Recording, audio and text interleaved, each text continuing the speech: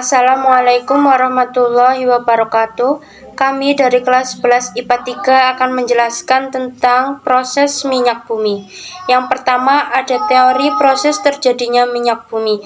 Salah satu teori terjadinya minyak bumi adalah teori duplex. Menurut teori ini, bumi terbentuk dari jasad renik yang berasal dari hewan dan tumbuhan yang telah mati. Jasad renik tersebut terbawa air sungai bersama lumpur dan mengendap di dasar laut.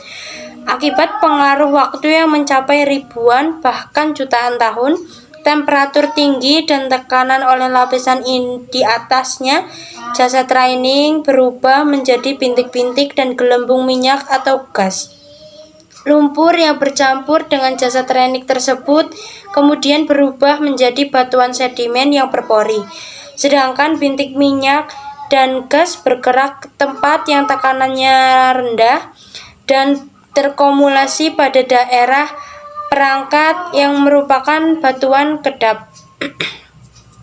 Minyak bumi terbentuk melalui proses yang sangat lama.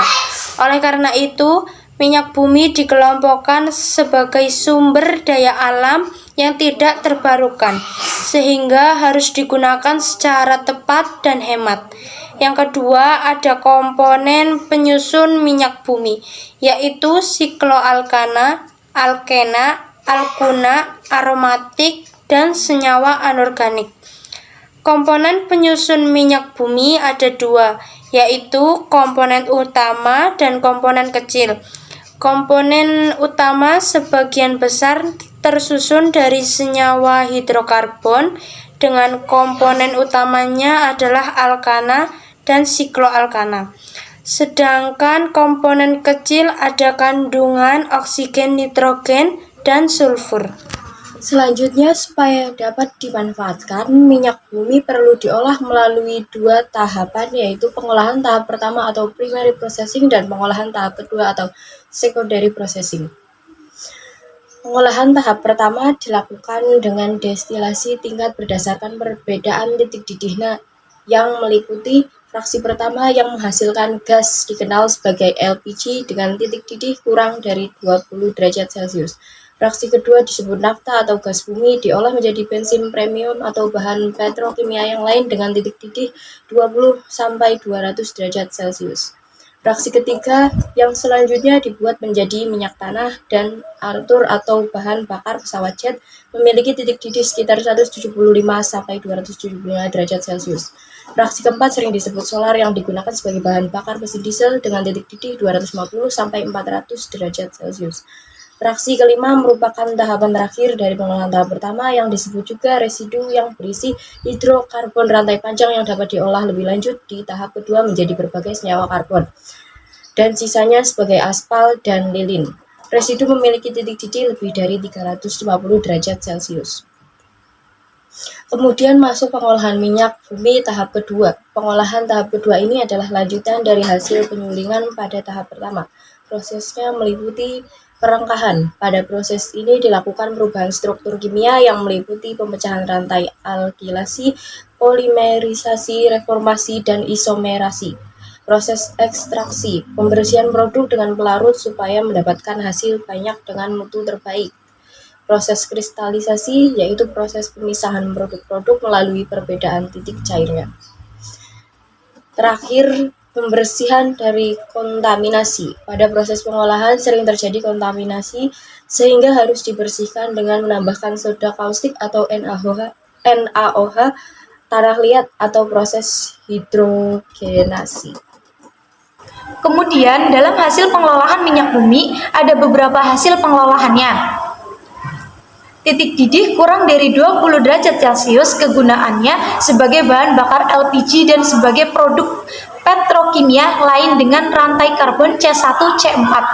Titik didih 20-60 derajat Celcius merupakan pelarut nonpolar digunakan sebagai cairan pembersih dengan jumlah 5-6 atom karbon.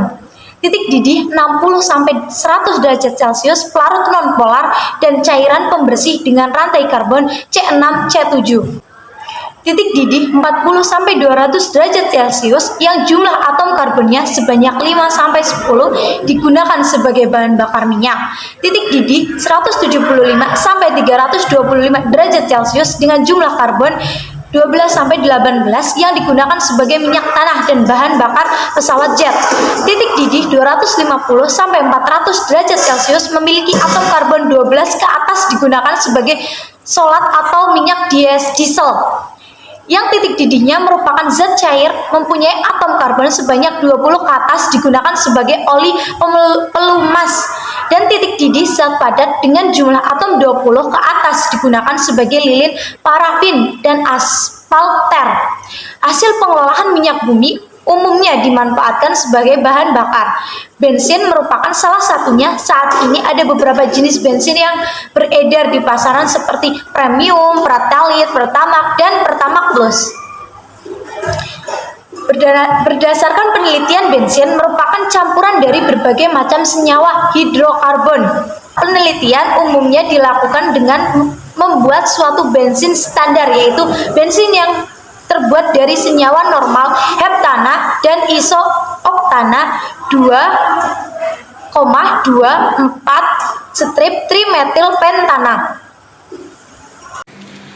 Bensin adalah campuran dari normal heptana dan isooktana. Premium memiliki bilangan oktan 88% dan 12% normal heptana. Pertalite memiliki bilangan oktan 90% dan 10% normal heptana. Pertamax memiliki bilangan oktan 92% dan 8% normal heptana. Pertamax Plus memiliki bilangan oktan 95% dan 5% normal heptana. Pertamax Turbo memiliki bilangan oktan 98% dan 2% normal heptana. Pertamax Racing memiliki bilangan oktan 100%. Zat anti-knocking. Zat anti-knocking adalah zat tambahan yang digunakan pada bensin untuk mengurangi detonasi pada mesin. Kegunaannya adalah untuk meningkatkan efisiensi pembakaran pada bensin. Tetraethylate (TEL) dan metil tersier butyl ether (MTBE) merupakan zat aditif yang sama-sama berfungsi sebagai peningkat bilangan oktan pada bensin. Perbedaannya adalah asap kendaraan motor atau mobil yang mengandung TEL akan melepaskan timbal ke udara. Adanya kandungan timbal pada udara yang terhirup oleh manusia akan menimbulkan beberapa dampak buruk, seperti sistem pernapasan terganggu, hilang selera makan, sistem saraf tidak bekerja, lambat, dan lain-lain. Untuk menyelesaikannya, masalah tersebut akhirnya digunakan alternatif baru, yaitu MTBE, sebagai peningkat bilangan oktan, karena tidak melepas timbal ke udara sehingga ramah lingkungan.